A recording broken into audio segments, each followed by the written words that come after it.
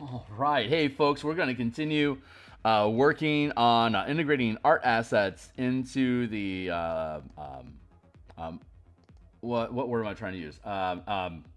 Right, into the document that we're creating. So hey, give me a second here to check my signal. I'll get through a proper intro, and then we'll get back to work. So mic check, 1, 2, 3. Back to work. So nice. Okay, cool. So I'm gonna boost my signal here across the internet real quick, and regale you with my backstory here in just a hot second. Click, click, click, click, click. Hey, my name is Phil Kearney. I create role-playing games, I illustrate them, I publish them online, and I've been focusing my attention on Dungeons & Dragons 5th edition for a number of years now, actually. Since the release of Guildmaster's Guide to Ravnica back in 2017, I realized how adaptable and modifiable 5e really is. I created a 5-color mana spell point variant rule system that would allow you to use Magic the Gathering color magic instead of the 8 schools and spell slots that are presented in the player's handbook. So that was a fun project to build, and really got me interested in home brewing and kit bashing 5e in general. So now when Wizards released the Spelljammer setting in 2022, August 2022, I was a huge Spelljammer fan in 2e and had continued to use and adapt it through 3e into Cypher system, and then rudimentary in 5e. But when they released the actual box set, we were all pretty excited that there'd be a lot of mechanics to help flesh out how to run a 5e campaign with Spelljammer. And just like there wasn't any color mana in Ravnica, there wasn't any ship combat or any real rules about exploration in the Spelljammer's Adventures in Space box set. So hold my beer. And we created a document that converts the combat, spellcasting, and exploration chapters of the player's handbook and Dungeon Master's Guide into basically mechanics to run ships at the 50 and 500 foot scale during combat, and to be able to have rudimentary mechanics and physics for exploration at the 1 mile, 10 mile, 100 million mile scale through point crawl, hex crawl, wild space exploring between worlds and throughout the astral sea. So we have a thick 80 some odd pages of mechanics that resolve all of that combat, spellcasting, exploration mechanics for massive structures and creatures. And then the last 25 pages of that is a conversion guide for Light of Xaryixs. When Wizards released Spelljammer's Adventures in Space as a box set, it was the basic rules. Campaign rules, I guess, is the best way of putting it. Booze Menagerie, which was the monster manual for Spelljammer. And then Light of Xaryixs, which was a 4-level adventure that they created from level 5 and then ending at, and then you gain 9th level at the end of it. So 5, 6, 7, and 8, 1 level per part. There's 4 parts, and they use that to showcase the Spelljammer campaign setting that they were selling it with. So the 80 pages of mechanics here that we have that converts 5e into a scaling system for massive objects, ships, and distances. We then take all the mechanics from the first 80 pages and convert Light of Xaryixs so that you can use all of these 5e mechanics in a spelljamming setting, and using Light of Xaryixs as the showcase of how to integrate those mechanics into your D&D game, which is what Light of Xaryixs attempts to do, to give you an example of how a D&D game can play. In Spelljammer, we're expanding on that as here's how you can implement these rules to expand and scale up your Spelljammer campaign. So we're going to, right now what we're working on is the second act, the last bits that we need to do for the Light of Xaryixs art and token pieces is part 2. So we're going to work on that today and right now. So this is the cover that we created for Spelljammer Combat Exploration. You'll see this on a DMsGuild probably next week. Like I'm thinking, I'm parsing out the time. It looks like Wednesday is going to be the day I can drop this. And then, since we're here, hey, Spelljammer Preservation Society, awesome. Subreddit Spelljammer, fantastic channel, lots of cool questions. I post a lot of my content there. If you're on the X Twitter platform, I'm at Phil Kearney. You can follow me there to get notification when I go live in the future. But best way to get notification is to like, subscribe, hit the bell icon to get notifications in the future that I am up and running. I stream like this for multiple projects 11 times during the week, 6 days out of the week. Sometimes I make videos that are recorded and then posted on Sundays, but depending on my workload, I may or may not have time for that. The full playlist of the previous 340 some odd episodes of me building everything for this 100-page supplement is here in the full playlist. The very first episode is basically me chewing on the ideas of scaling and how Light of Xaryixs is portraying options, like combat options, and then it just cascades from there. So let's get this out of the way. Right now, what we do is we have one, two. Let's check out. We did this page already, so let's check our references here and here and here and here and here and here and here and here and here and here and here. Okay, so there's assets on every page, and that means we have 1, 2, 3, 4, 5, 6, 7, 8, 9, 10, 11 pages to work. And I've got it's here in Seattle at 6:40-ish. I have my day job at 8, so I've got about 100 minutes for me to crack through some of this stuff. And statistically speaking, I shan't finish.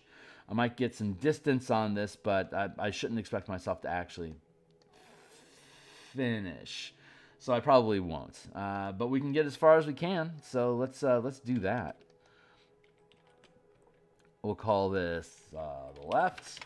We'll call this the right.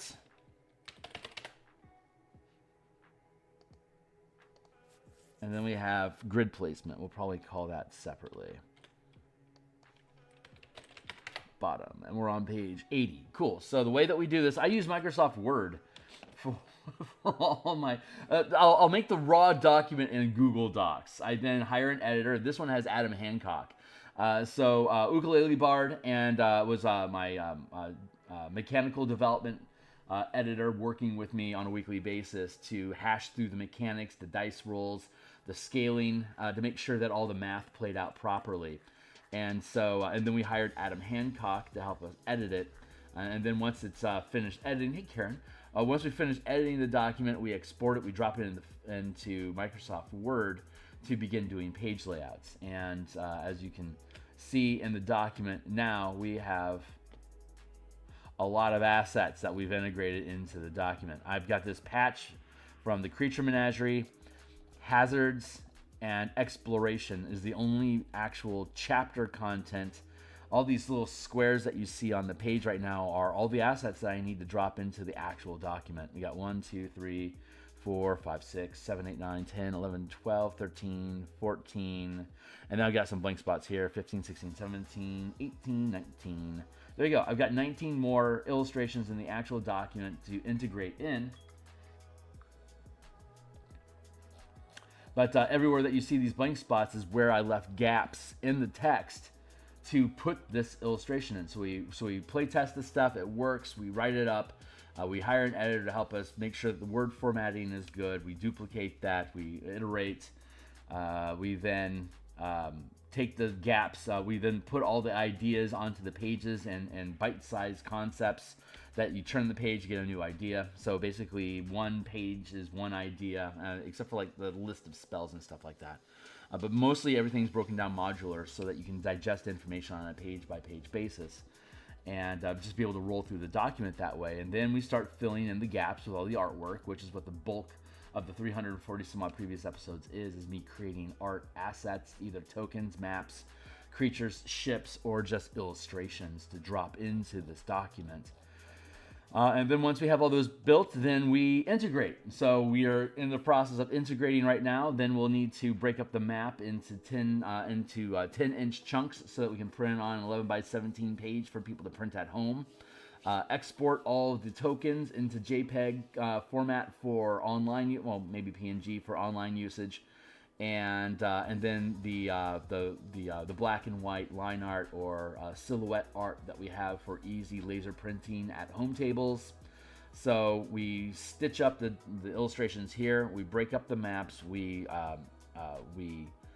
package the token assets, and then we publish. So, oh yeah, and we're also building the ship sheets. So it's possible I could have this done by Wednesday.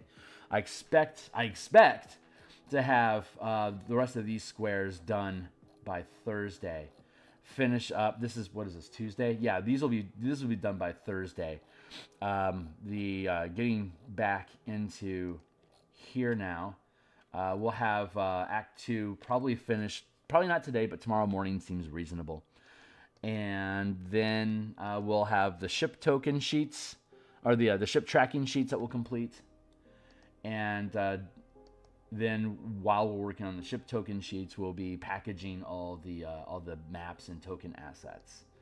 And then once all that's done, I build the packaging for publishing the product page that will appear on DMsGuild, and then we publish it. And then we shift our morning projects will become Eberron artwork for the Eberron adventure that we've been building, and the side projects that we work on, martial powers, and we'll start be able to build small, like 5 to 15 or maybe 20-page documents to expand on these ideas, like kaiju monsters and mecha ships and all sorts of fun stuff that we can build. Karen, how you doing? That was a long ramble, but it looks like we got through it in one piece.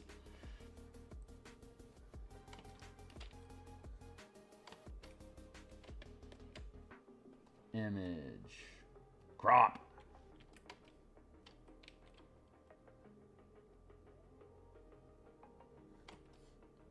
No, that's good. That is good. So let's see. What is our image size? Image canvas size. It's going to be 1.9, 6.7.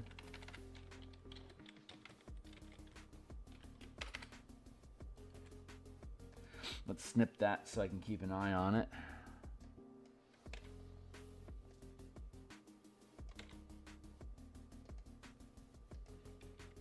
There, and we'll save this.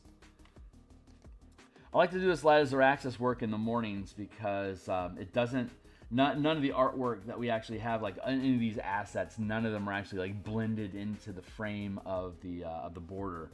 So it makes it really easy to, what page are we on?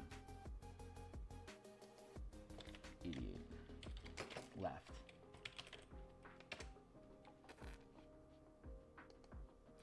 Yeah, since there's nothing complicated, I don't get. It's much more modular to be able to build these things together. So now we're going to grab an insert asset. The file limit, the file memory size limit for a Microsoft Word document is 516 megs. That's huge. This document currently is about 200. So when I finish it, it'll probably be about 250, about half the capacity of what can be held in Microsoft Word at all. It's by far the biggest document I've ever built. 1967. And when it folds down into a PDF, it'll probably be about a 35, 40 meg PDF. It's huge. It's fucking huge.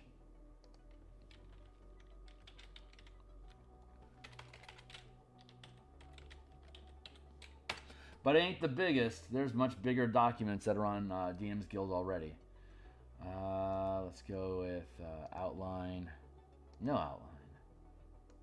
And we're going to go with fill. That's me. Picture from file. Production. Interior. Locks. Tears of the Void. 88 left. move. Where do you, how do you sit on this page?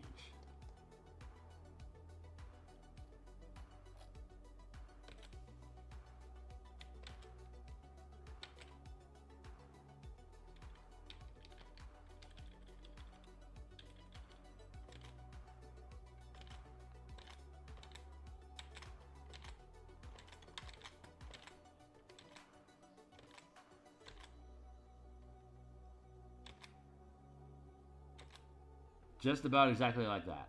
Let's scroll down a little bit, see if my ballista lines up at the top frame. Ballista.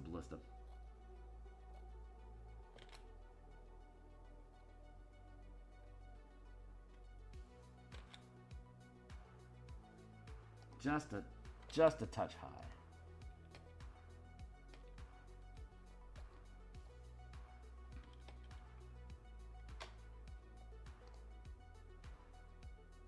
There we go. Hey, how you doing, Hernetica?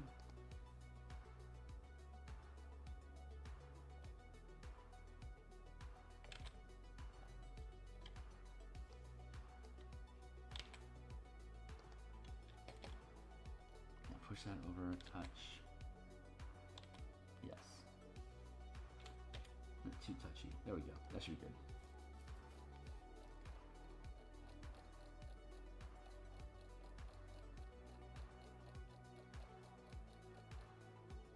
Alright, here's my center point. Skill shot in process. Is it gonna hit? Is it gonna hit? Is it gonna hit? Ooh, it is off. Okay, is it possible for us to slide it over that far? I think the squadron is gonna get in the way. Yeah, that's too close.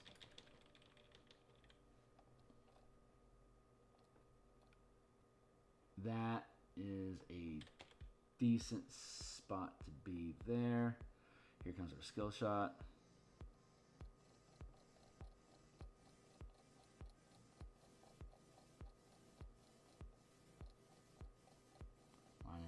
Lining it up, and okay. Let's see. Where does that hit? It lands just between the G and the C. So let's scooch these over.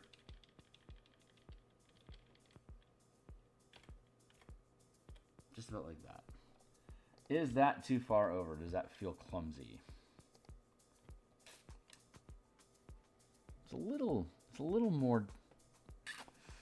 more distant than I think I like.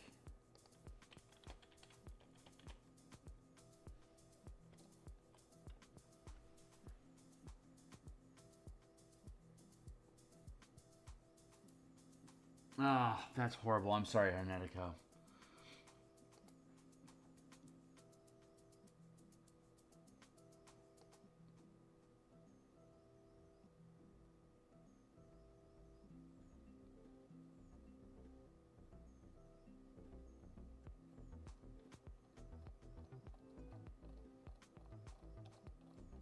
Skill shot. Better. All right. So where does this actually line up? I'm between the P and the I now. Is that too close? Yeah. All right. I should probably let this go. All right. I'm not gonna be able to line these up perfectly. That's okay. I don't have to. Each can be their own. And we still have the space to fit, so I'm happy with that. Well, yeah.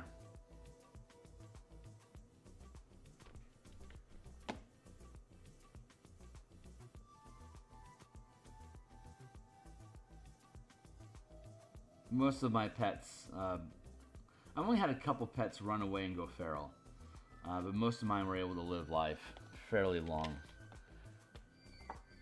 And basically just died from old age. Body shut down, one man or another.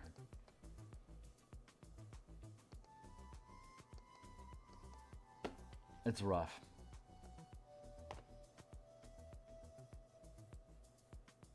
Merge the group. Image. Crop. Hey, that looks like it sits very pretty. image, canvas size, upscale to 6, and then upscale to 7. Almost the same. Let's screenshot that for posterity. Annika, what was your dog's name?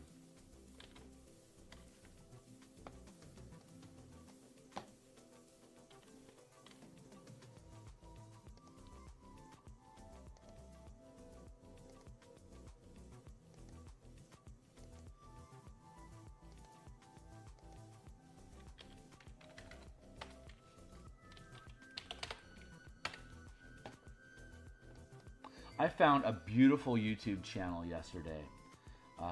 It was, I'll post it on my Discord. It's a guy that goes and visits dogs that are put into rescue shelters that are traumatized. And he sits with them until they feel safe. Oh, it's so beautiful. It's so beautiful. Cole's a great name. Wow, that's fantastic. All my first cat that I kept until when I was a kid, all our cats were feral. We lived on a ranch, so all of our cats were feral, and so they eventually just ran away, and we didn't have to go through a grieving process with them. But the dog that we had used to be on the Anheuser-Busch Clydesdale barn, but it was a purebred golden retriever, and it got to be purebred because it was overly inbred, and it got to the point where it would attack cats. So they're like, we need the cats to keep the rats away so that the horses stay healthy. So we got to get rid of this dog. So they just literally put out a thing in the paper that says, we're giving away a golden retriever, come fetch it. And so we picked him up, and he died at 13, and he ended up getting a tumor, and he just couldn't walk one day, and then he laid down, and he never got back up again. It was very, very sad. It was the first death that I had witnessed as a child.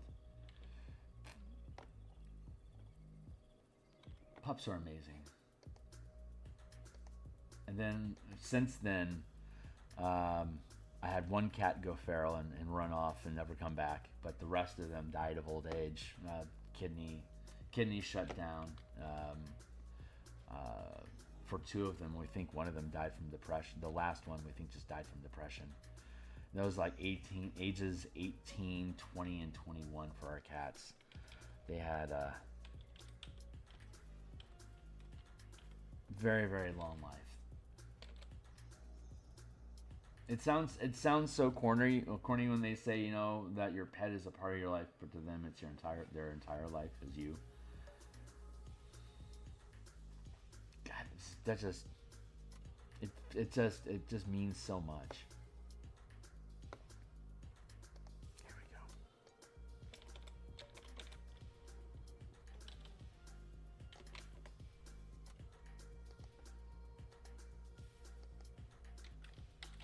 Animal companions are a massive gift to life. I'm so happy that they exist.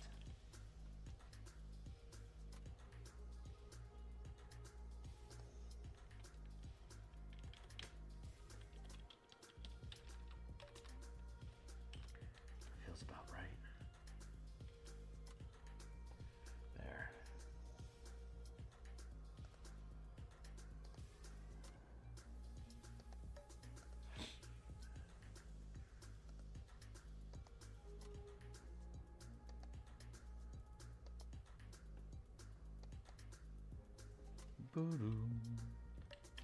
Drop you down a bit, buddy.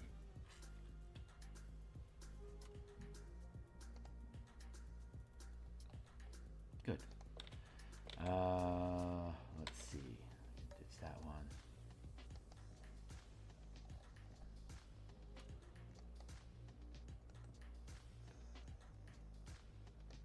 Duplicate that layer. Holy Hannah.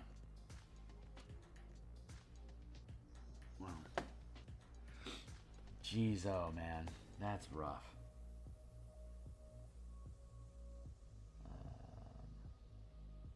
Okay, that should all work out there.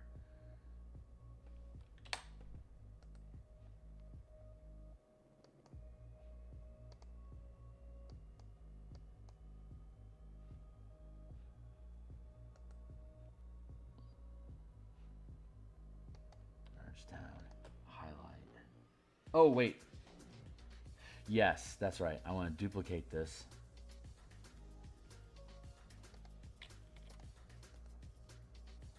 Because I need the, there. Yeah, I need the lines to be darker. Merge down. Now we can do that and crop. Crop. Now let's go to image. Canvas size.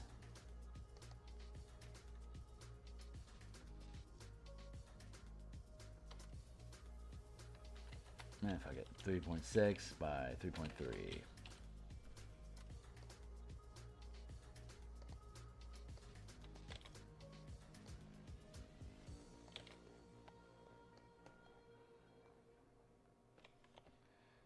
File.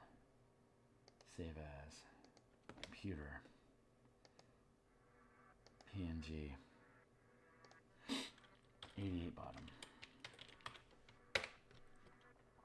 And while that's saving, we'll jump over here and shape format size equals 3.3 by 3.6. Really? Okay. I like how that fits.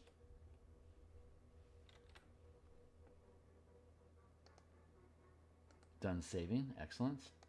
Outline equals none. And filling with a picture from file equals 88 bottom. Blam. There you go. Very nice.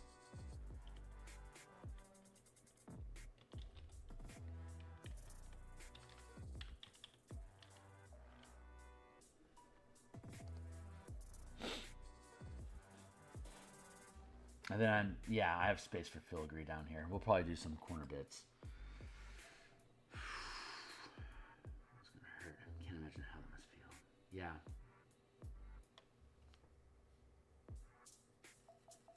Oh, that's horrible.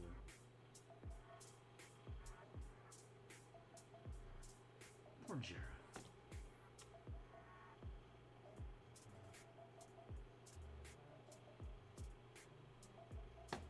Yeah.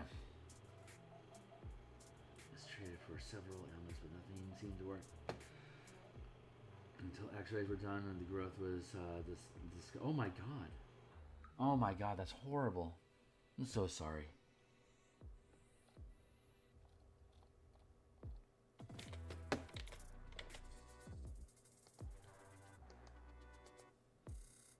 I hate that you can't hug people through the internet.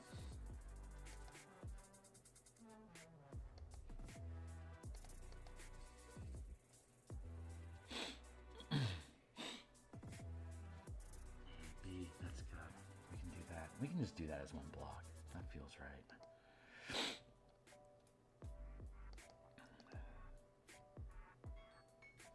Timely timer. Keeping time. Still got 40 minutes. We're doing a 50. Yeah, we're doing good here.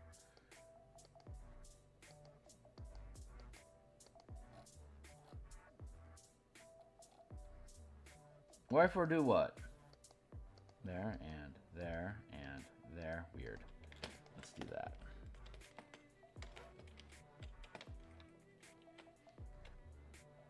Right.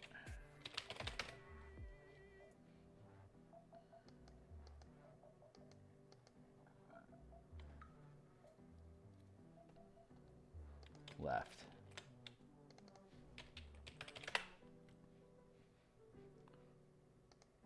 Now let's do that all as one block. No, hey, it's cool. No, it's this is when back in my real life, back when I wasn't streaming and I had friends and in my neighborhood, we'd be playing games and stuff, and I'd just be painting anyway. So I mean, this is just, to me, this is just living life. It's just on camera. So I don't mind these conversations at all. I think they're very important, and honestly, I'm honored that you're sharing these things with me. Thank you. Makes me the shared human experience is important.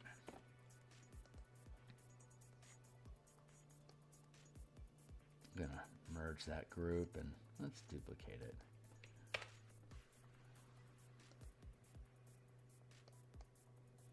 Darken up the lines.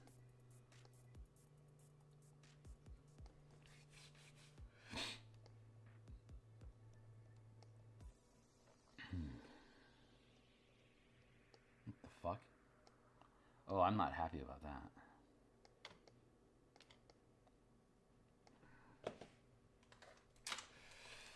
I'm not happy about that at all.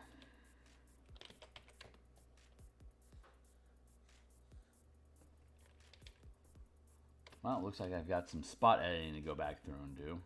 Fucking glorious.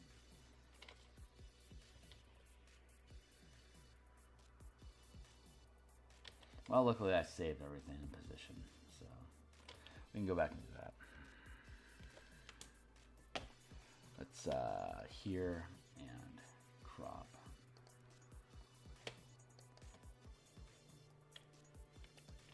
Why are you hyperextended like that?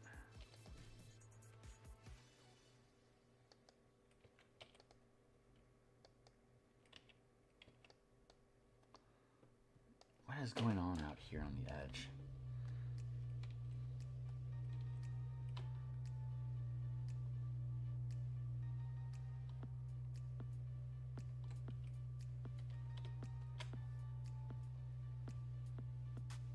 There we go. Cropping it down to size. File. Save as. PNG equals 89 left.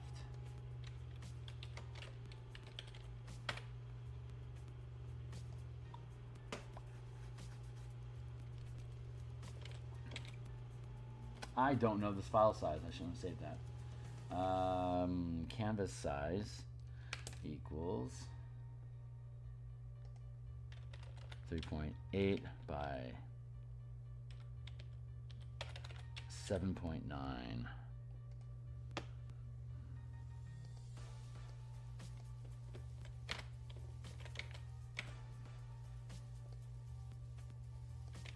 There. Good. And then how we can file save that.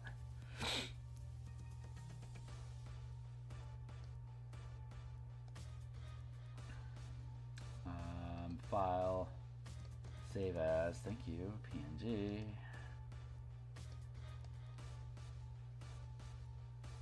Yes. And while that saves, we can go over here and make sure file fits in proper size. Shape format size equals 7.9 by 3.8.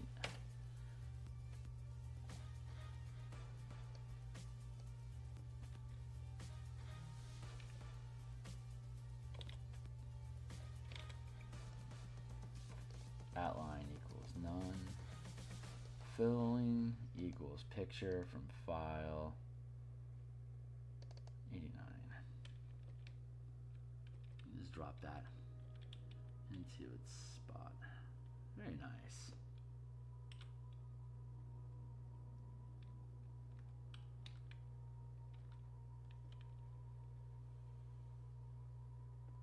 What? That was terrifying.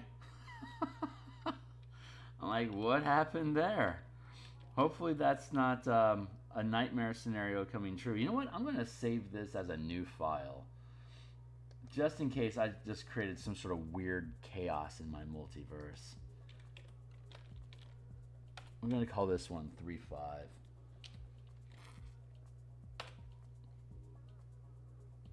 Just in case we just created some sort of super goofy glitch. Layout programs can glitch out occasionally. It happens. Whether it's Word or Adobe Illustrator, doesn't matter. It's just, things can glitch. Oh, that was a shock of terror. Don't mind me. Yeah, and we'll save that as 305, and we'll just keep on keeping on, hoping that we won't get stung too hard. Let's export this, duplicate this as new, and then we'll merge this down, highlight, image, crop, perfect, image, canvas size, 1.5 by 6.5, perfect, 1.5, 6.5, 1.5, 6.5, file, save as, file, PNG, equals, left, right.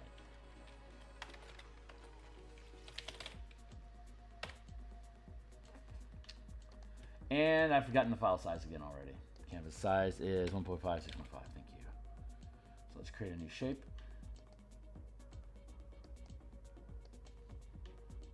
Size 1.5. No. 6.5, 1.5. Oof. Not bad, Kearney. Is that the right size? That feels really large. Because I'm not scrolled up all the way. Silly rabbit. Kicks are for trids.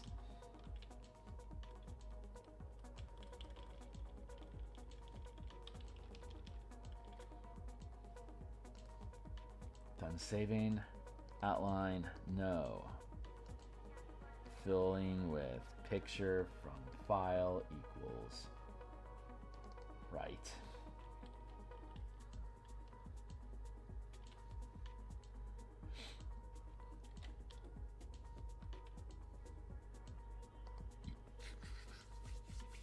Is that how I like that sitting?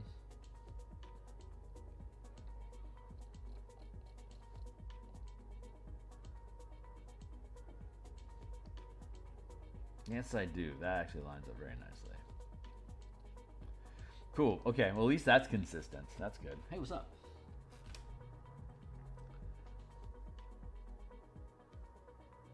What's up, Boobins? Hey, nice. Holy Hannah, that's a lot of preserves. I suspect you've got a lot of bagels in your future, eh?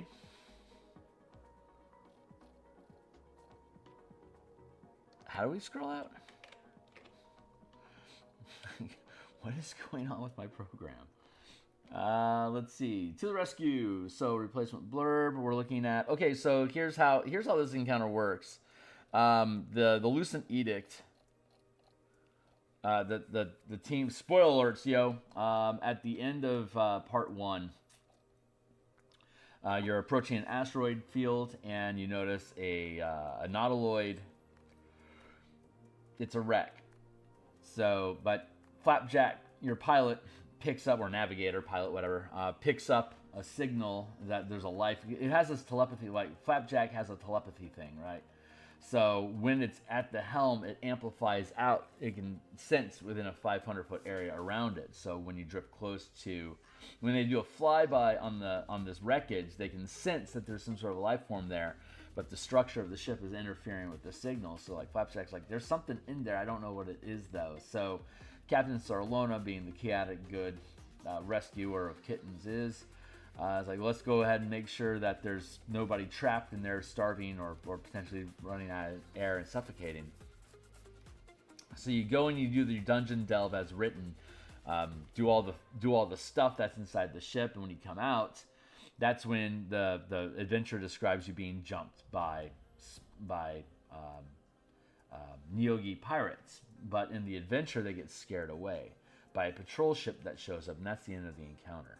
So the way that we do it is that while the team is inside the Lucent Edict exploring that dungeon space, the asteroids shift, and now this pathway is, you can see here, this pathway, it's going to be too small for the team to be able to navigate out. Like, this is just the sample part, but if you go beyond here, it gets blocked off, so there's nowhere for you to go. Your ship is too big. So you're stuck in here, and you've got a bunch of spiraling fighter craft that are only 40 feet in size that can dart in between through these rocks really easily.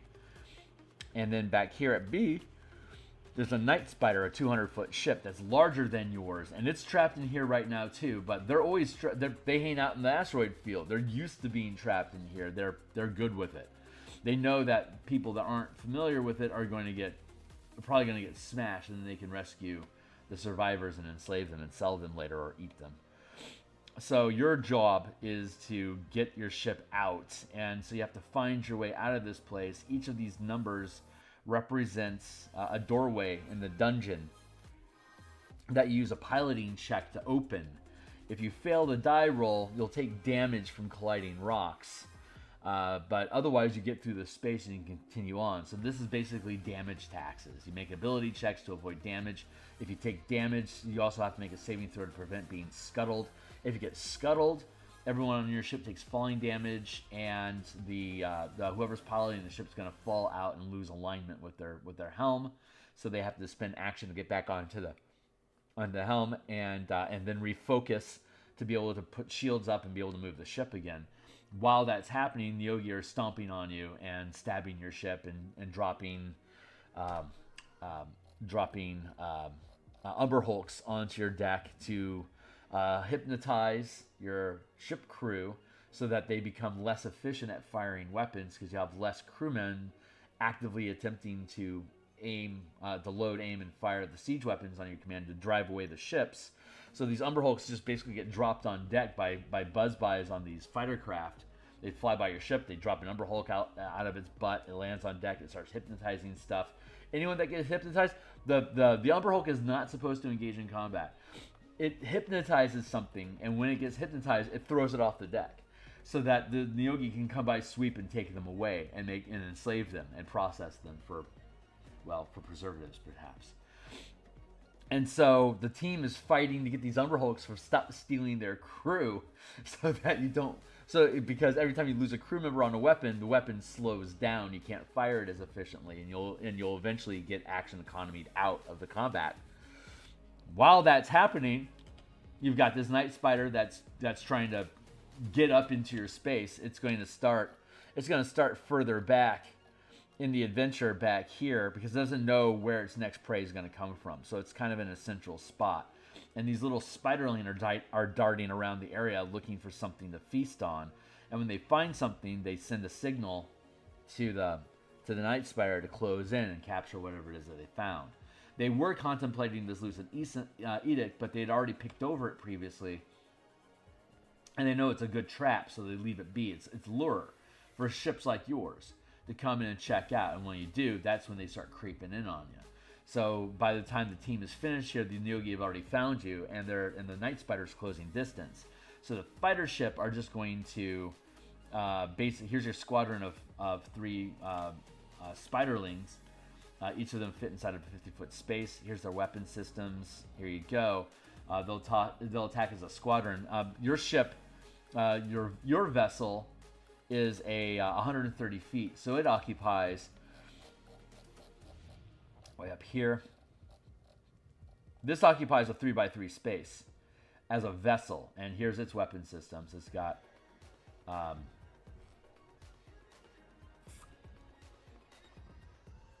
that's the wrong thing.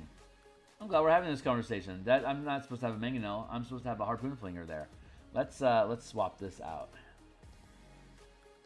We'll fix that eventually. But yeah, the Moon Dancer is it's a 3x3 vessel, so it occupies a 3x3 space at the 50-foot scale. The Spiderling fighter craft are 3 separate 50-foot squares, but they count as a 3x3 space for the squadron. That when they work together, they're considered a 3x3 space as well. So they can punch out as much damage as your galleon can. And once the Spiderling, the Ibn Snare arrives, it's a 4x4. So the 4x4 and the 3x3, it's a 7x7, really outscales what your galleon can do. So by the time the Ibn Snare catches up with you, you're going to want to get the fuck out. So your job is to find your way out of the asteroid field, taking some damage along the way. And then once you get to point 2 or 3 on the map, you break free, and that's when that's normally when you would find the patrol. If you're a success in this adventure isn't destroying these ships. Success in the adventure is getting the hell away. But players being players, they're going to want to fight, and they're probably going to get in over their head. So once the Ebon Snare catches and grapples your ship, it's basically you have D3 rounds before the patrol ship finds you in combat. And then once they do, you can take control of them and create a squadron of galleon ships that occupy 3x3 space each for a total of 9x9 squares. So if you've knocked down some spiderling ships in the meantime, it'll be like it won't be a 7x7, it might be a 6x6 or a 5x5 squadron that you're fighting, but you're going to have a 9x9 squadron because these 3 ships are each 3x3. And since you're showing them away, you're as players get to take command of the squadron and then turn around and fight what Neogi are left. And if you're able to take down the Ebon Snare, you'll be able to rescue all of the prisoners that are aboard, as well as salvage the ship and get a good pocket of cash, like 20 some odd thousand gold, something like that. If the characters, there we go. Yeah, there's a 10,000 gold piece bounty. Captain Sartell keeps 8k for maintaining the ship and repairs, and then leaving the remaining 2,000 gold for the characters to divide, which is the gold that you need to be able to hire Commodore Crux. So it's self-reinforcing in the mission. Fun stuff. I'll go up and fix that later. Let's just keep pushing forward for now. So let's build out our squadrons here.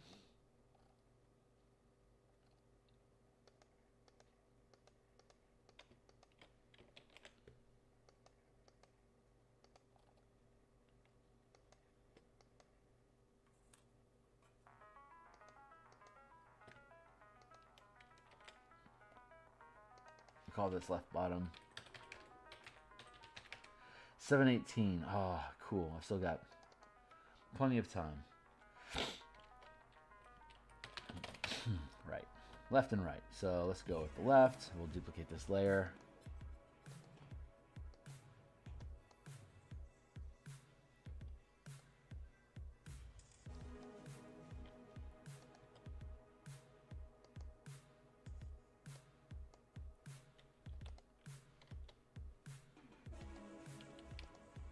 What am I sitting in here?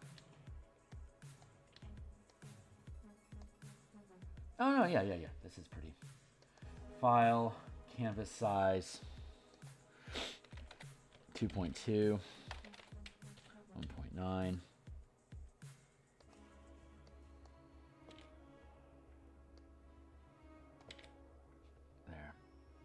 There. And then we'll file, save as PNG. 89. We're now on page 90.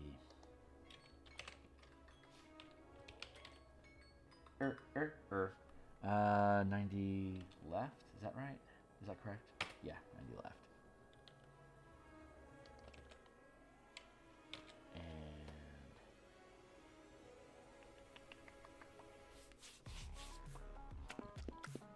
let's build a square. I feel like I'm missing on text. What's up? Ooh.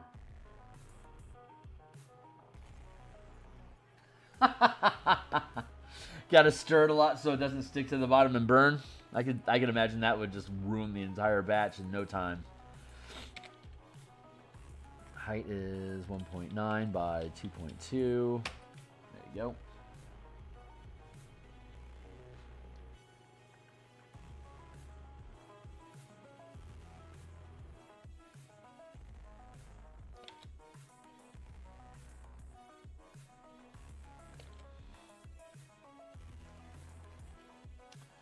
Let's go with fill equals.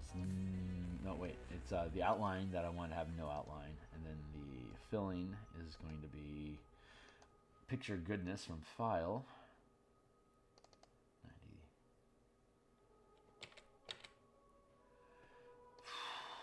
90. I'm not liking that glitchiness. That is making me real fucking nervous. I gotta tell you.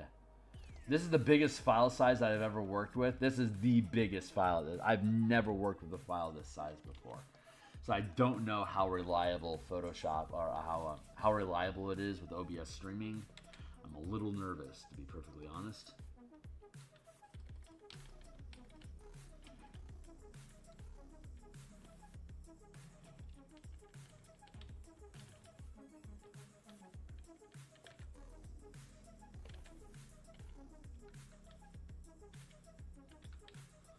I need to send behind text. There we go.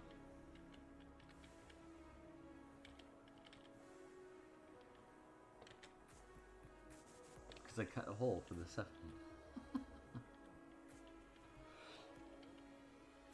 That sure makes it easy to line it up, eh?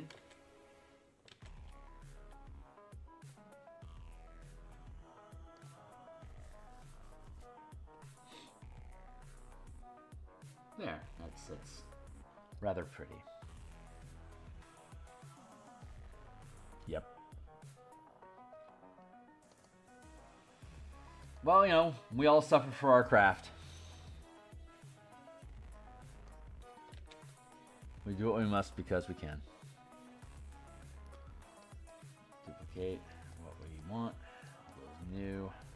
Okay. I'm going to merge that group down and highlight it. File. Canvas size. Nope. I actually want an image. Crop. And then image. Canvas size. It's going to be 1.4 by 3.7.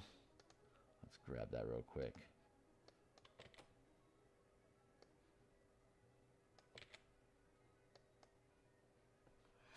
And file, save as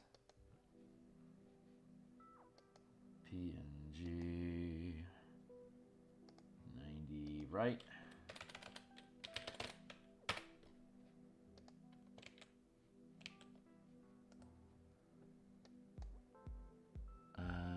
Let's go with size equals 3.7 by 1.4.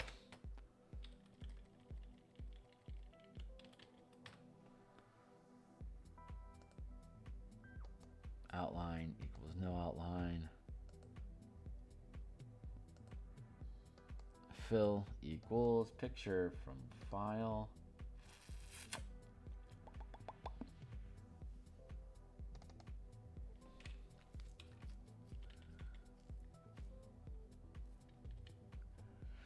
There we go. Githyanki Buccaneer is the commander of the squadron, of the two-ship squadron that you integrate with, and then their Hadozi crew. Plenty to outmatch the Neogi. So the team getting caught is fine because once these other two ships show up, they hook up with your ship. You turn it around, you fight them. The little spiderling fighter craft will escape because they can just scuttle, and unless you've destroyed them all, they can just shoot off between the rocks and disappear. The captain of the Night Spider has both Dimension Door and Invisibility, and has a telepathic connection with one of the enslaved crew members of the captain of the squadron. So if the ships survive, if any of the fighter craft survive, the captain Neogi of the Eben Snare can D-door out, get picked up by the fighter craft, and then escape to swear vengeance against your team for a follow-up adventure at some point, I suppose. But you get the ship, and that was the primary objective. Get the ship, free the slaves, take them back to Rock of Brawl, collect your reward, have the gold that you need to hire Crux, and then move on to Part 3 in Doomspace. or head that way anyway. You gotta hit Topolus Tower first, blah, blah, blah. So here you are aboard the second wind. Let's remember that my harpoon flinger is Havajajadid.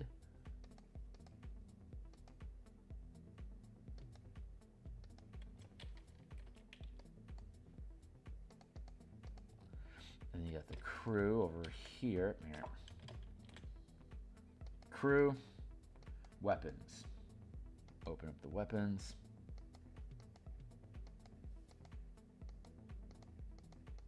I think I have to fix this ballista. Yeah, I can't believe I have this remnant. I can't believe I didn't catch that stuff.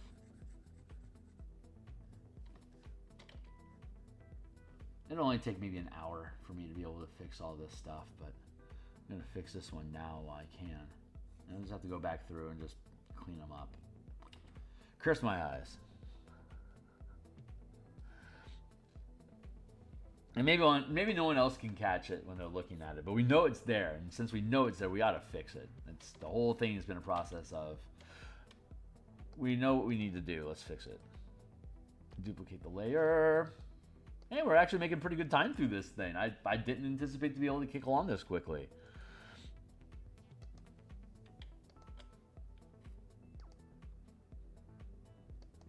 At this rate, we'll be doing. At this rate, we'll be doing token and map assets tomorrow. Maybe we'll do maps tomorrow. Maybe that's what we'll start doing.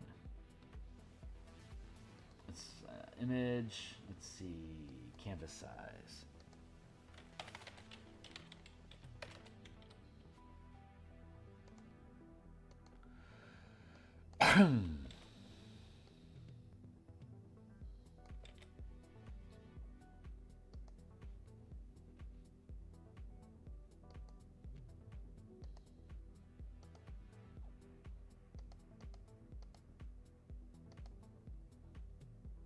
This will be 91.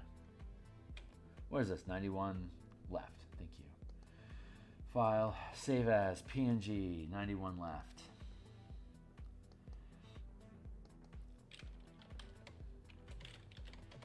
$91 left. A minute ago, it was only 90 left. This is the only project that has more things to do the further in I get. If it wasn't true, it'd be funny. But it's totally true. The more I work on this, it's more like, one more thing. We're really, really running out of things to do. It's at some point it has to stop. That's okay. We're doing great. I no longer lament the amount of time that it takes. I've never built something this big. I've never built something with adventure components that requires so many assets. God damn. Adventures need assets, man. Lots of them. Lots of effort.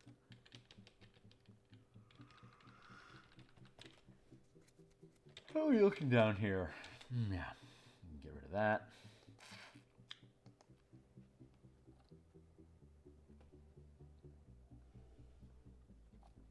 How are you lining up?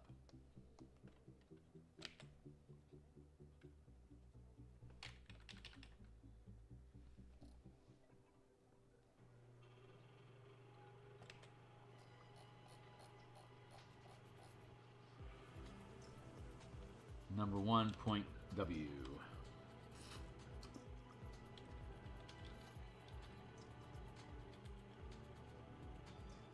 Point W.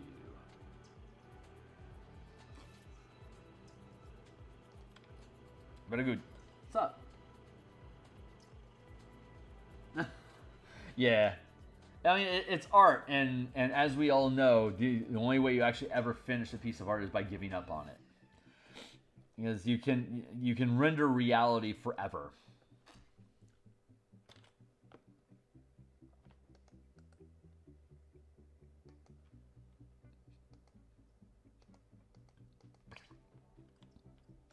Merge down.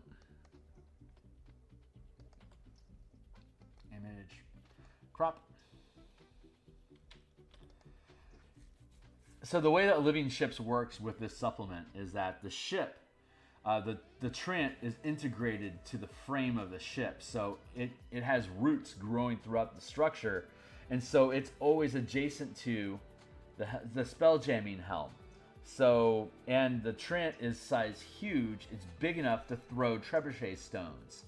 So the Trent acts at all times as a co-pilot in the pilot role and as a siege weapon that's self-firing. So you don't have any crew that will slow it down. It's guaranteed to be able to fire as many attacks as it has per round. The monster manual lists the Trent as being able to throw, make one attack. But we can use our action economy to have it pick up and throw multiple stones as long as it's supplied with them. So, and then otherwise the ship has a harpoon, has a ballista on the back and 2 harpoon flingers. So this is all the crew that comes on board. That's with the ship. The ballista requires a crew of 3. The Trent doesn't require any additional crew itself, so it's going to be able to fire consistently once per round by itself. So with Commander Crux and Mr. Finch, the reloads, they're both second rank. So the reload score for the ballista is a 3, and the Trent automatically gets to attack once per round. So and then Fel is their pilot. With the team on board, you can greatly increase the action economy that you have for. You can get the ballista is not going to fire any. Well, you have the potential of having an extra crewman work with Crux and Finch or replace either one of them. You get the action economy of the ballista down to 2, and then you still have the Trent. So 1 character working the ballista. You also have 2 characters that can work harpoon flingers if needed. And then, assuming you have 4 people in the party, you have someone co-piloting with Theurgy and the Trent. So you can potentially have 3. You can potentially have 3 pilots on the ship, but it doesn't have any weapons. The ship doesn't have any melee weapons. So ironic. So you can spend a lot of action economy moving the ship a lot. So you can potentially escape encounters easily. Once Hastane gets on board your ship, though, that's going to be rough because I'll show you in a minute. We'll get to it. I just got distracted. Did we just fix this? No, we didn't. Okay, cool. 1.4 by 7.5.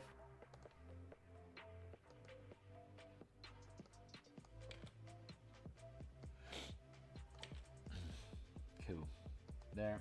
And then we'll fight.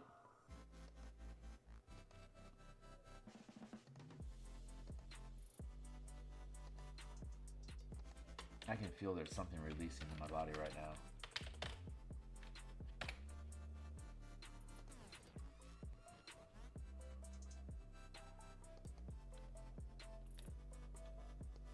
Yeah, we can just bail out of that. Let's see. Let's scooch this over. I love these characters. These tokens were so much fun to build. This is such a fun project. I love it. So we have the crew members and what actions they use, and then you have the weapons, and it's fun because the Trent gets to be in both of them. I'll show you. We'll zoom in. We'll take a look at how action economy works on this. Let's go to size is 7.5 by 1.4.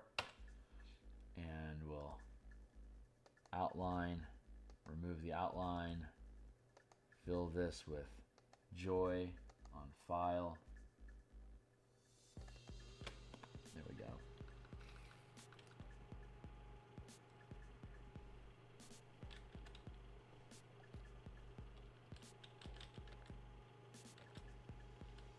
There.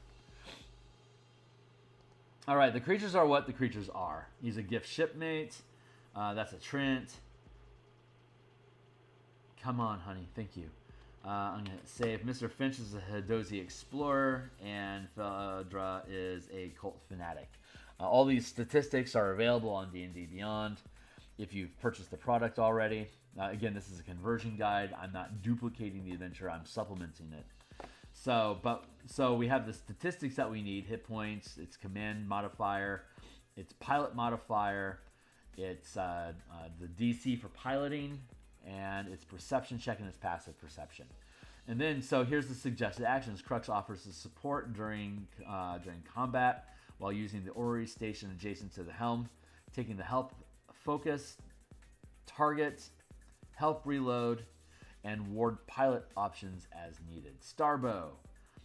Siege monster ability allows the Trent to make ranged siege weapon attacks as listed to the left, throwing 1 stone per round independently, or as a siege crew for a character issuing siege commands. So you can have it fire multiple times if your character is going to gum up their action economy by having the Trent attack multiple times with whatever your attacks are.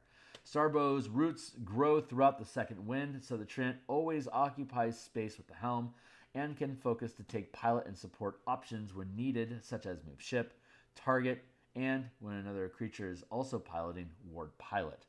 The Starbow has 138 hit points, and your characters at this point should be level 6. So that hit point stack does a lot to give the second wind. The second wind only has 160 hit points and has a damage reduction of 10.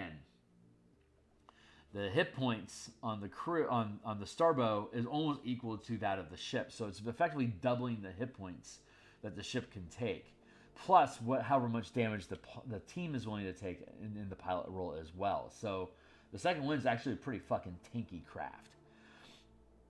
Mr. Finch suggested actions. Take actions to support characters in the siege commander role with the help reload and target options as needed. Support is a verb and a role. So all these actions that are being listed are different actions that you can take in the here. Scroll up to that. Ship roles.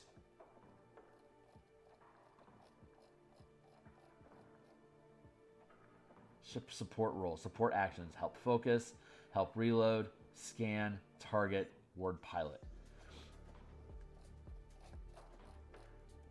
And then as a pilot, you can make melee attacks. You can defend with the ship.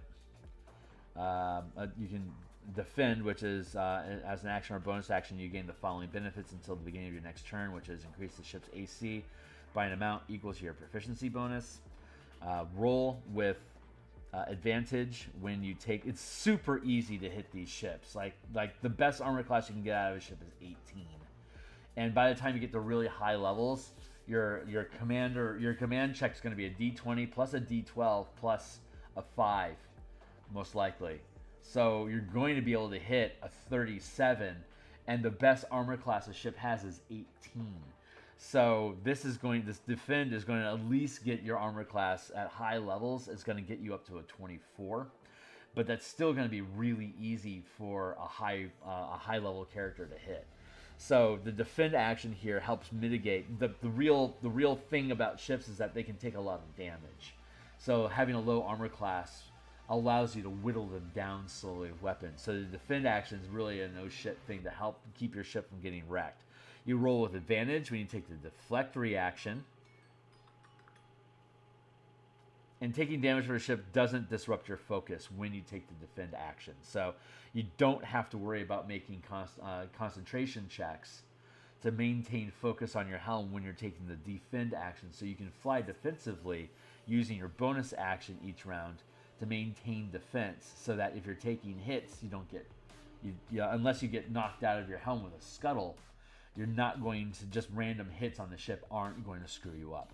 Deflect is a reaction. When the ship is hit by an attack, you can make a pilot check with a DC equal to the attack roll, and your pilot check is going to be, for the most part, equivalent to the attack roll, unless you're being outscaled dramatically with a command check.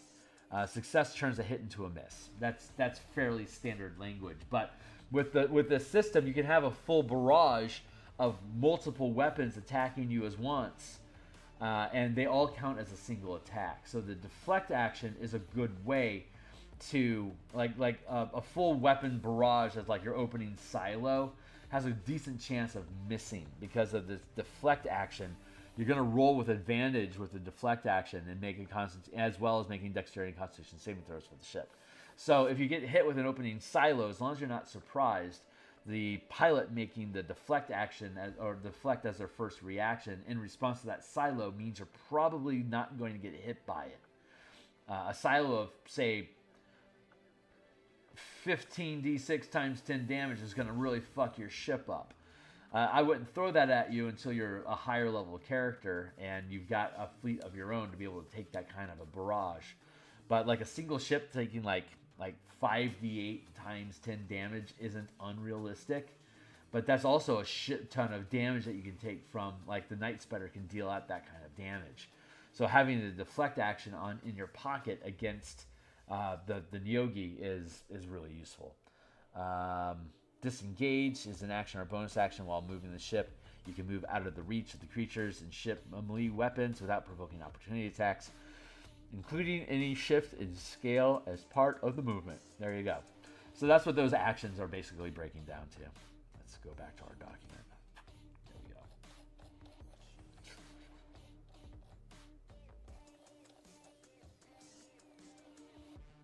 They all have suggested actions.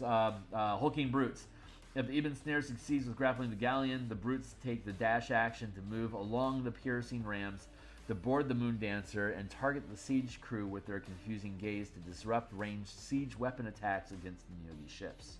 The Brutes attack siege weapons first and any characters attempting to stop them if necessary. Once the siege weapons are destroyed, the Brutes throw siege crew mates overboard for spiralings to capture and take to the Ibn Snare. There you go. The crew aboard the Ibn Snare are enslaved commoners previously captured by these Theurgy pirates. They are hopeful of being rescued, but dare not defy their captors until the characters can defeat the monsters, as detailed at the end of chapter below. There you go. Blah, blah, blah. Fun little suggestions, like really easy, light suggestions on how to run them. I haven't seen suggested actions integrated properly. I'm not going to say properly, but I think this is a really good way to interact suggested actions with the things that can be done. I'm pretty proud of that. I'm hoping that that's something that we can, like, I'm learning a lot from this to be able to import into the Eberron adventure that we've been designing as well. So I'm really looking forward to utilizing these new skills that we're accumulating. And it's 7:45, so, and we're only about halfway through. So we still have 1, 2, 3, 4, 5, 6, 7, 8, 9, 10, and we've done 1, 2, 3, 4, 5, 6, 5. We've done about 10. Yeah. So that took us about an hour to do, hour and a half. We'll probably end up doing the same tomorrow. So I'm going to see if I can get through this page.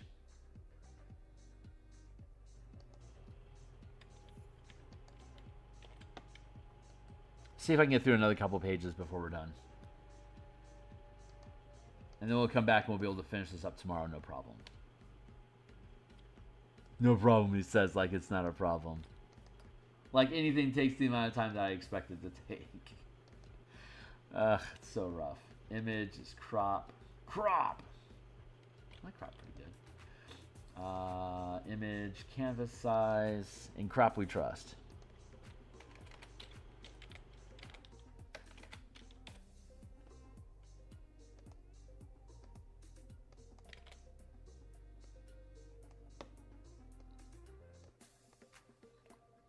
.7, 7x7, save as PNG. I know my time is less efficient on stream than it is when I'm alone. I'm okay with that. 92 left.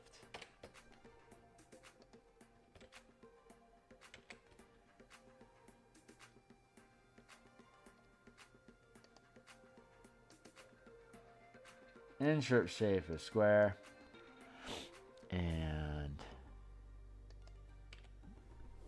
1.7, no, 7.7 by 1.7. Right click, outline, no outline. Right click, fill in with picture from file, 92.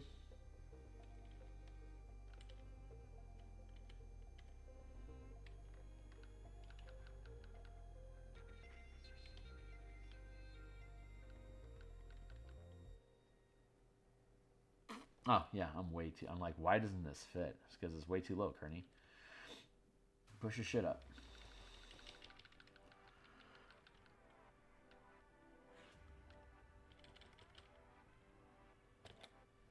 And let's get this out of the way.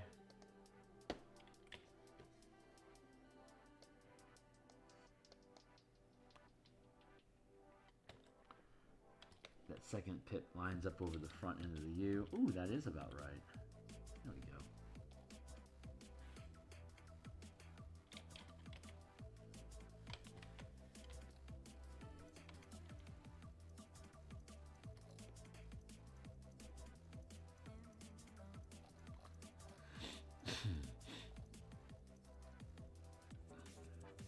Over the E.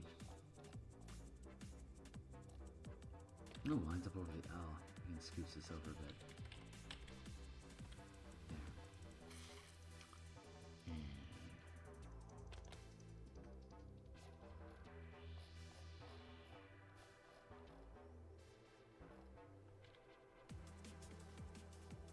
Okay.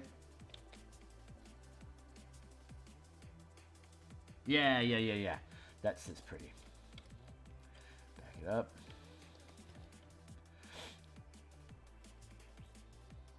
Theurgy. Come back to me, baby. Please. Thank you. Oh my god, I didn't zoom out that much. Oh, this dock is getting rough up in here.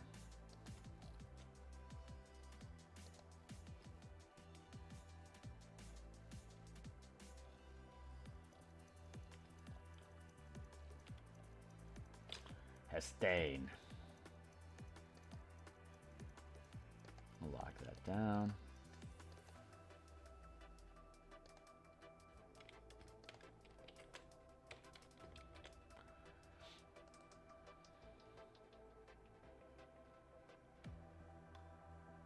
What the hell is going on with your feet, son? Hold on, I see an opportunity to not suck so much.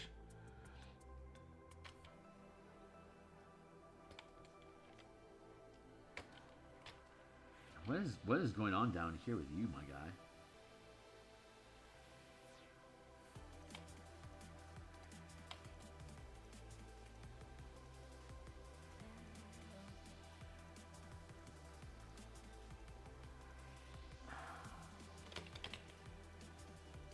Goofiness. What is up with that? Huh.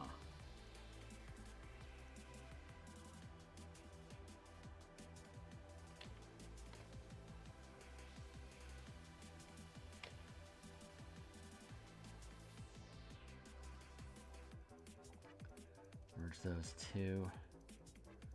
Apply the layer mask.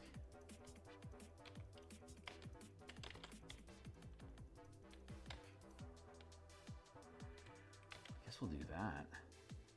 Some goofiness.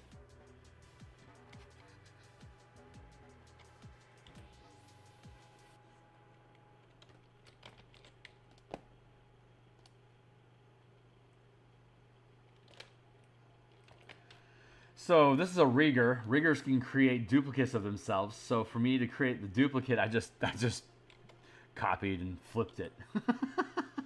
That seemed like the easiest way for me to distinguish one token from the other. It's just to flip them. I absolutely love that. It probably shouldn't amuse me as much as it does, but it really tickles me. There we go. Now things are sitting pretty.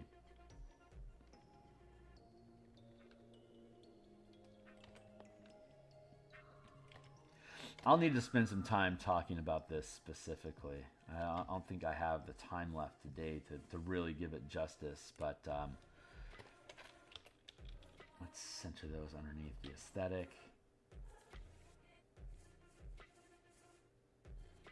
There we go. But these guys can do business, man. They have this tandem psychic connection with its duplicate and its aesthetic. And the aesthetic is basically it's a 50-foot creature, so it's got the strength of a firecraft. And so this thing can basically have all of their actions working together in tandem. It's pretty fucking dangerous. I want to spend some time talking about it, but we'll have to do that on the victory lap walkthrough that we do once this thing publishes. I'll jump online and point out some of the things I think are particularly cool, and this will be one of those things because man, the Riggers are cool. Like they do work, man. They do work. Canvas size is 1.7 by 7.2.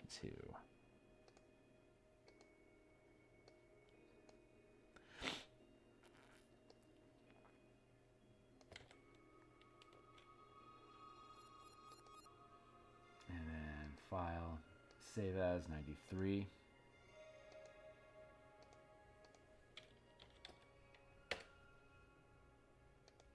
And while that's saving, we'll build another box. Insert shape. Box. I'm almost done. My day's almost. Got to go to work. Almost there. Stay on target. 7.2 by 1.7. There you go. File's done saving. Outline. No outline. File.